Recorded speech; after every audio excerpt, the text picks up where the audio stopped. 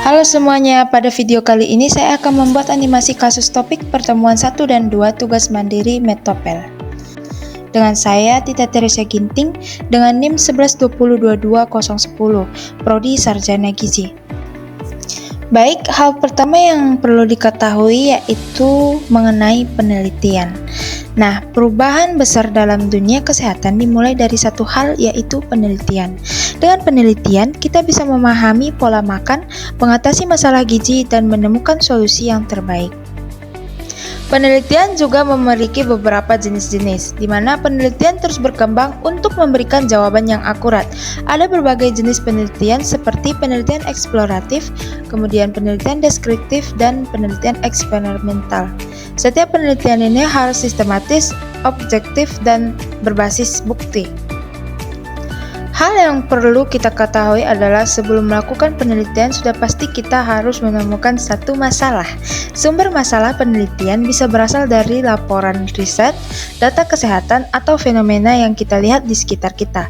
Setelah masalah ditemukan, kita bisa menentukan jenis penelitian yang tepat untuk pengkajiannya.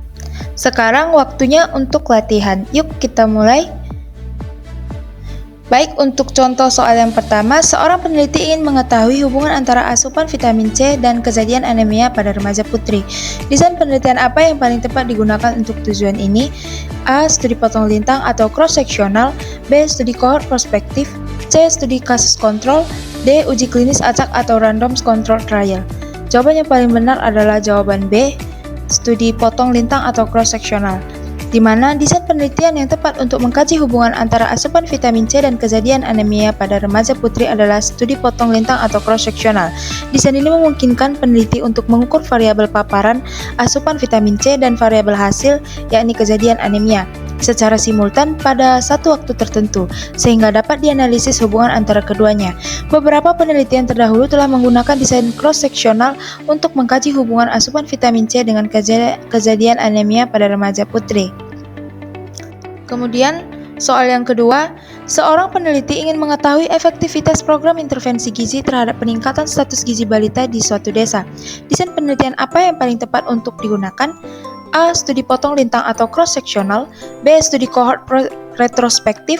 C. Uji klinis acak atau random control trial. D. Studi kasus kontrol. Jawaban yang paling benar adalah C.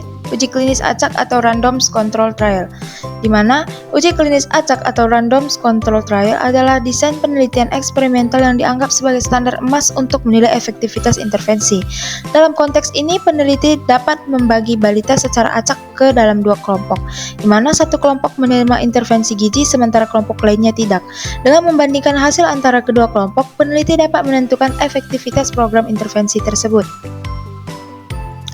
Kemudian soal selanjutnya, sebuah puskesmas ingin mengetahui efek pemberian PMT pemulihan terhadap balita yang menderita gizi buruk di wilayah kerjanya. Sebanyak 250 balita gizi buruk dibagi menjadi dua kelompok. Kelompok A diberikan PMT pemulihan dan kelompok B diberikan placebo. Apa jenis penelitian yang dilakukan pada kasus tersebut? A. Deskriptif. B. Prospektif. C. Eksploratif. D. Retrospektif. E. Eksperimental.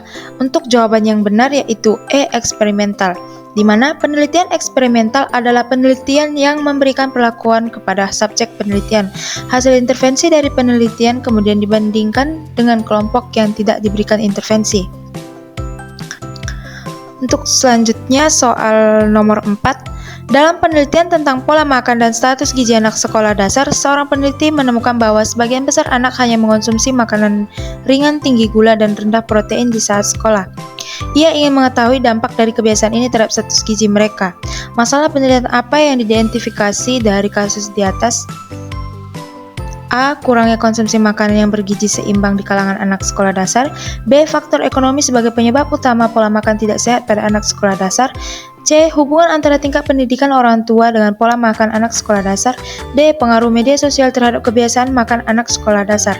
Untuk jawaban yang benar adalah A. Kurangnya konsumsi makanan yang bergizi seimbang di kalangan anak sekolah dasar. di mana identifikasi masalah penelitian harus berdasarkan dengan fenomena yang ditemukan di lapangan.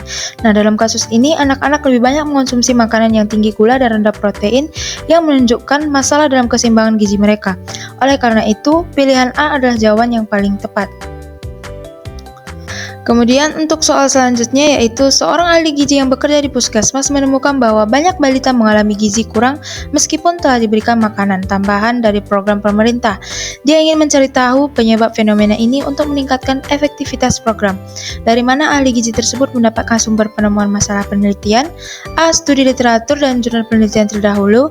B. Pengalaman langsung saat bekerja di lapangan.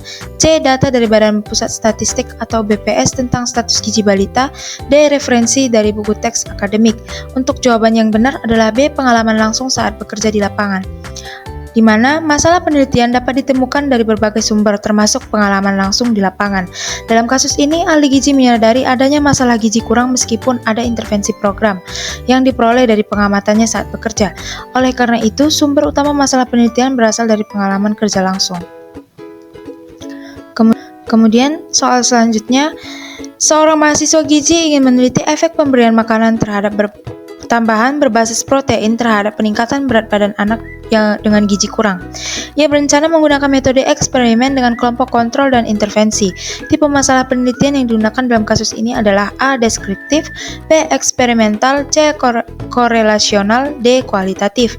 Untuk jawaban yang benar adalah B. Eksperimental, di mana penelitian eksperimen bertujuan untuk menguji hubungan sebab akibat dengan memberikan intervensi kepada satu kelompok dan membandingkannya dengan kelompok kontrol.